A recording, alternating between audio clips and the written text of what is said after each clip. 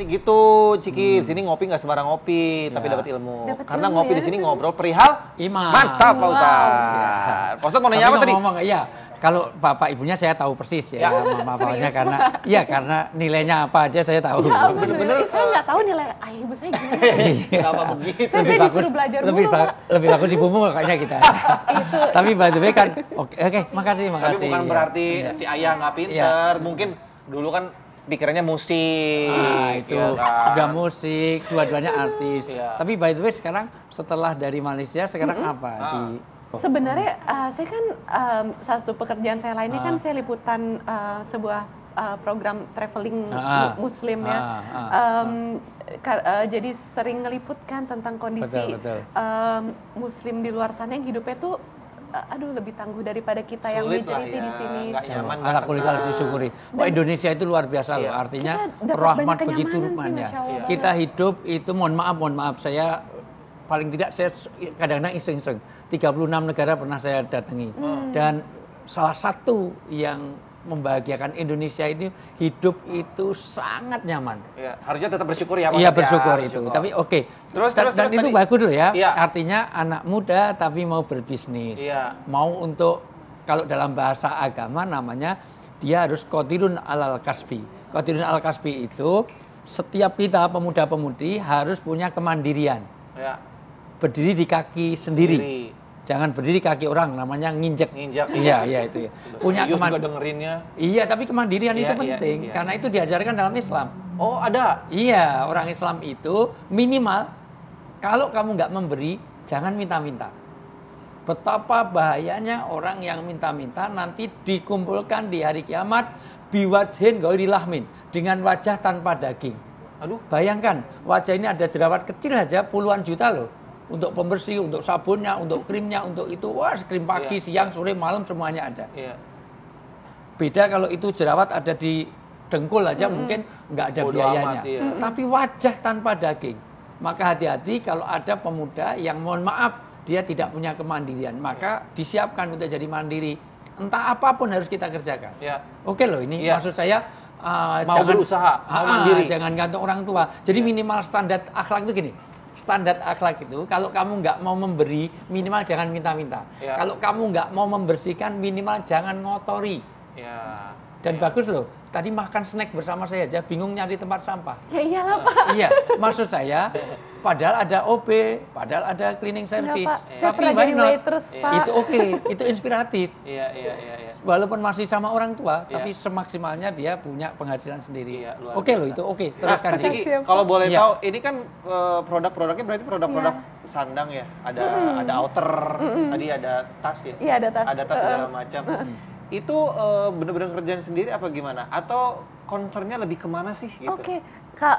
Iya sendiri sih. Kalau ngejahit kan kita kalau mau bikin dalam jumlah yang cukup banyak sama tukang. Nah, tapi yang desain terus yang gambar itu terus aku print gitu di bahan polyester terus dijahit. Yang bikin bisnis ini kan banyak nih Pak Ustadz. Apa yang khasnya ya? Biar bisa stand out dari banyak orang yang melakukan bisnis ini. Mungkin karena gambar, karena basic aku kan juga aku tukang gambar yang ditempel di baju dan beberapa produk itu tuh mission driven. Jadi kayak sebagian besar dari keuntungannya itu didonasikan untuk hal-hal yang punya social mission gitu. Nah, kenapa nggak fully didonasiin? Karena ini konsepnya bisnis. Aku belajar dari konsep bisnis social enterprise dari buku di luar gitu yang aku sempat baca bahwa untuk bikin bisnisnya sustain nggak apa-apa ngambil keuntungan, tapi emang ada yang didonasiin gitu. Nah, buat makanya ada produk lain yang emang bukan buat donasi gitu.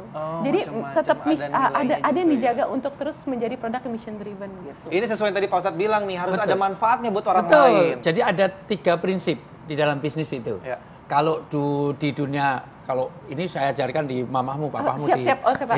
Jadi tidak hanya profit, tapi juga ada people, tapi juga ada planet. Tapi dalam hal ini tidak hanya finansial. Finansial itu harus bicara juga tentang sosial. Kalau untungnya besar tapi secara sosial tidak memberi manfaat banyak orang banyak, ngapain? Yang ketiga juga spiritual.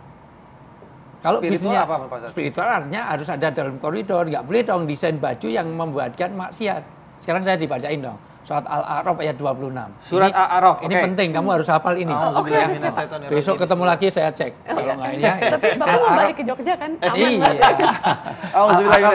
Iya. Bismillahirrahmanirrahim. Dimulai ya, Al-A'raf 26. Ya. Wahai anak cucu Adam, sesungguhnya kami telah menyediakan pakaian untuk menutupi auratmu. Menutup aurat. Ya. Nah, satu ya. Dan untuk perhiasan bagimu. Dan untuk perhiasan.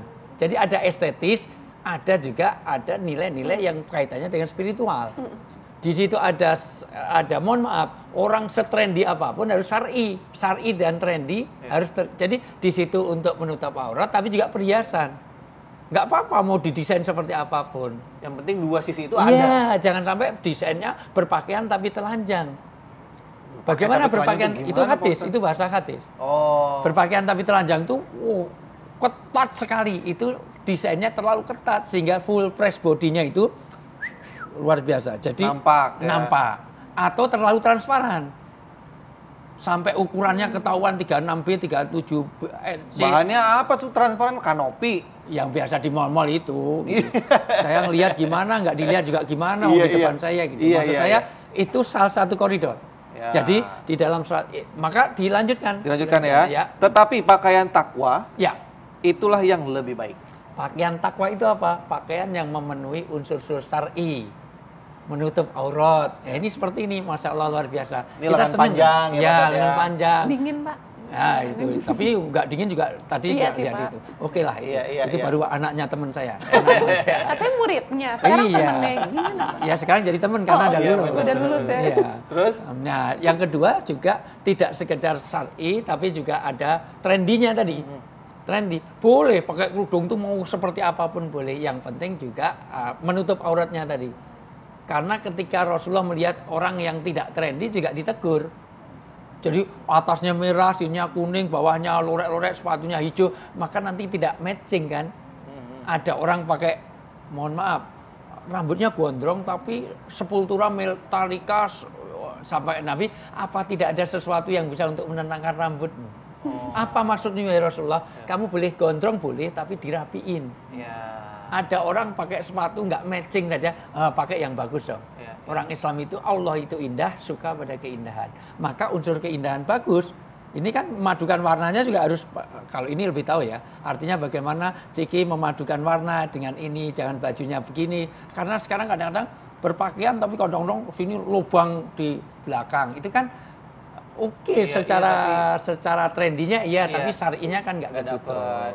Luar biasa banget. Pantesan jadi emang suka banget ngegambar ya Ciki ya? Suka banget. Gitu ya? Kamu udah ngegambar loh dari tadi. Gambar apa? Ngegambar masa depan aku. Bingung gua Kak kalau kaki Nos begini nih.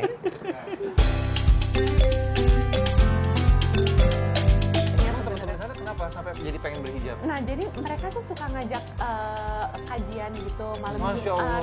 Dan waktu itu sempat ada bahasan kalau kita belum nikah, dosa tuh masih ikut ditanggung sama bapak. Ya. Terus kalau udah nikah ikut ditanggung sama suami. Ya. Tapi itu kan kayak tetesan air keran yang kalau dikumpulin tuh bisa seember juga. Dan itu ayah saya yang nggak dosa apa-apa gitu ikut tanggung, saya tuh kayak nggak sampai hati. Ini inspiratif.